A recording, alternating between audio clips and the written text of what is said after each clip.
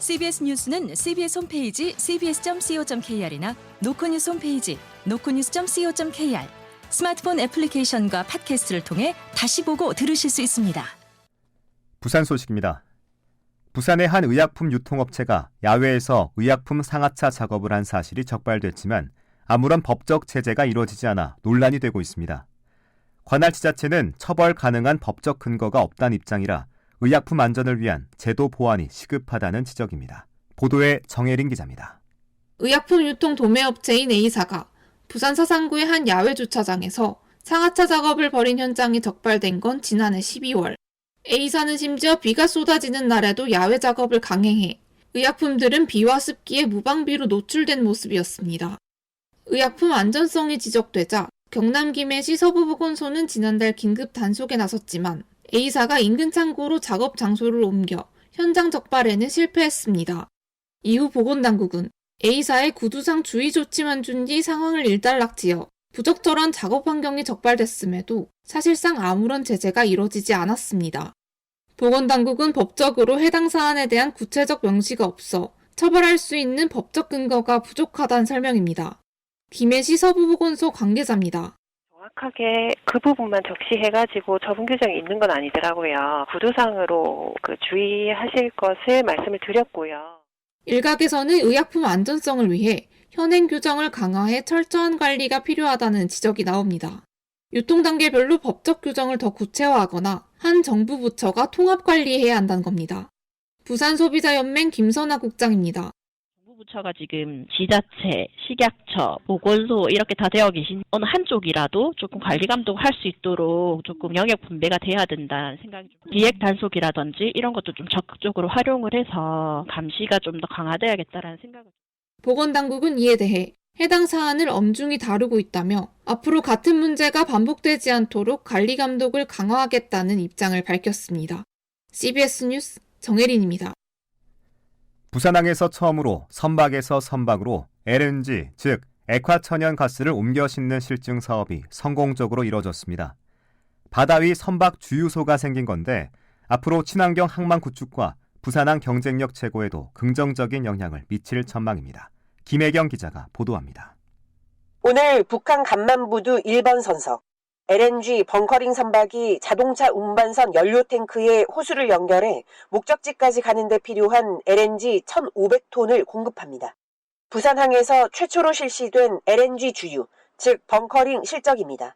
국제해사기구의 온실가스 감축 전략에 따라 LNG 추진 선박의 발주와 운항이 증가하고 있는데 이제 부산항에서도 바다 위 LNG 주유소가 생긴 셈입니다.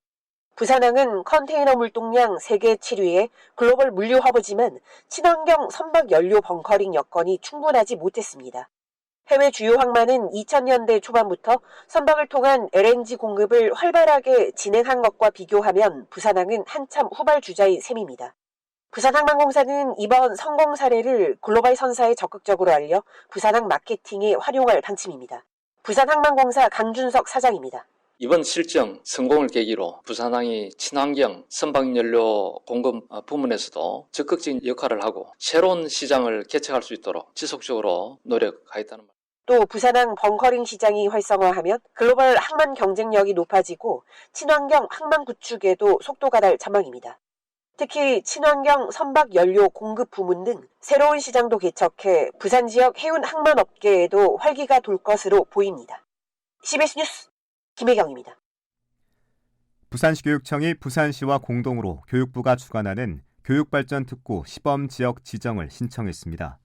부산시 교육청은 신청서에서 부산형 늘봄학교를 확대 추진하고 공교육의 경쟁력을 높이기 위한 방안과 특수교육 환경 개선, 외국인 고교 유학생 모집 방안 등을 제안했습니다.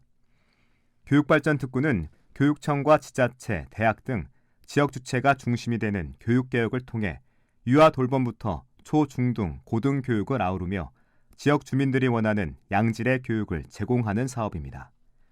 교육발전특구 지정 여부는 이달 말쯤 결정될 예정입니다. 검찰이 스텔라 데이지오 침몰 사건과 관련해 선사 관계자들에게 금고용 등을 선고한 1심 판결에 불복해 항소를 제기했습니다. 부산지검 해양범죄전담부는 업무상 과실치사 등 혐의로 1심에서 금고 3년형을 선고받은 폴라리스 쉬핑 대표 김한중 씨 등 임직원 3명은 양형 부당, 무죄가 선고된 직원 4명은 사실 오인과 법리 오해를 이유로 각각 항소했습니다. 검찰은 재판부가 화물을 불균등하게 적재해 선체 구조에 무리를 줬다는 일명 격창 양하를 침몰 원인으로 인정하지 않았지만 이는 선체에 구조적 손상을 가져온 행위라고 보고 무죄 4명에 대해서도 항소를 결정했다고 설명했습니다. 부산 기장군은 아쿠아 드림파크 사업 부실 논란과 관련해 오규석 전 군수와 공사업체 5곳을 상대로 손해배상 청구 소송을 제기했습니다. 소송 금액은 공사업체 29억 원, 오 군수 5억 원 상당으로 알려졌습니다. 기장군은 아쿠아 드림파크 사업 과정에서 14건의 위법 또는 부당 사실이 있었다는 감사 결과에 따라 지난달 오 군수에 대한 수사를 의뢰한 바 있습니다. 부산 해운대구청이 해운대 포장마차촌 철거를 위한 행정 절차를 밟고 있습니다.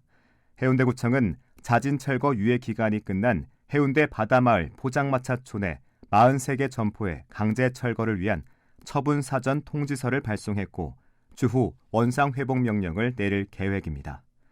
구청은 이후에도 자진 철거가 이뤄지지 않으면 계곡장 등을 발부한 후 행정 대집행을 실시할 예정인 한편 상인들은 자진 철거 기간을 1년 연장해달라며 지난달 진정서를 제출했습니다. 부산 사상구청은 사상근린공원 일대에 대학교와 협력을 통한 반려동물 놀이터와 산책로를 조성합니다. 놀이터는 2,500제곱미터, 산책로는 1.5km 규모로 예산 15억 원을 들여 오는 2026년까지 조성한다는 방침입니다. 구청은 신라대학교 등 반려동물 학과가 있는 대학교와 협력을 통해 인력과 인프라를 적극 활용하고 자문과 실습 경험을 주고받을 예정입니다. 세계적 공연인 태양의 서커스 부산이 성황리에 마무리됐습니다. 끝으로 날씨입니다. 부산은 내일 가끔 비가 내리겠고 예상 강수량은 5에서 10mm입니다. 내일 아침 최저기온은 12도, 낮 최고기온은 16도로 포근한 초봄 날씨가 이어지겠습니다. 다만 내일 저녁부터 찬 공기가 남하하면서 기온이 급격히 떨어지겠다며 건강관리에 유의해달라고 당부했습니다.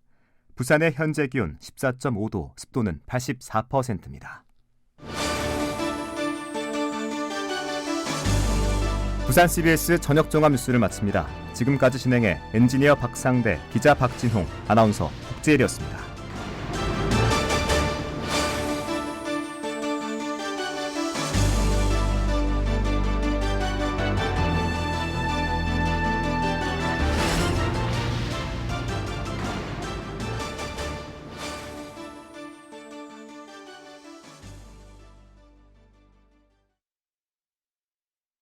CBS